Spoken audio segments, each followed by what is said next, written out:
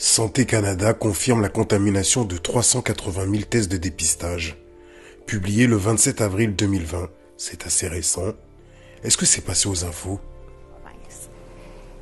Mais ce qu'on apprend aujourd'hui, c'est que des milliers de dépistages reçus au Nouveau-Brunswick dans les derniers jours sont contaminés et ne peuvent donc pas être utilisés. Nicolas, on parle de tests de dépistage qui s'appellent en fait des écouvillons.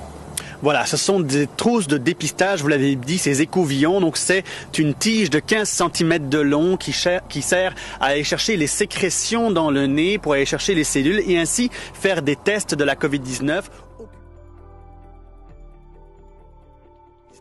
Aucune de ces trousses n'a été utilisée au Nouveau-Brunswick. C'est accompagné d'un tube de transport qui est hermétique pour recueillir donc les échantillons. Le Nouveau-Brunswick a reçu ces tests de dépistage la semaine dernière, lundi ou mardi, nous dit Richard Garceau, qui est microbiologiste infectiologue au Centre hospitalier universitaire du Mont. Le manufacturier est chinois et on parle de 6400 tests, donc de tests d'écouvillons qui ont été livrés au Nouveau-Brunswick la semaine dernière.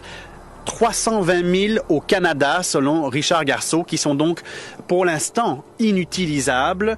C'est important dans le contexte où ces écouvillons, il y a une pénurie au Canada pour l'instant. Alors on va entendre là-dessus Richard Garceau. Les écouvillons, quand on les a eus, quand on les a reçus à l'hôpital du Mont, puis comme dans toutes les autres provinces canadiennes, on s'est rendu compte tout de suite qu'il y avait des défauts dedans. On s'est rendu compte qu'ils étaient contaminés avec des bactéries. Étant donné que les gens qu'on teste pour la COVID, c'est des gens qui sont pas nécessairement en bonne santé, bon, on prend pas de chance avec eux autres, d'où l'idée de les avoir jamais utilisés. Vous l'aurez compris, il semblerait que les tests de Covid-19 ne soient pas 100% fiables.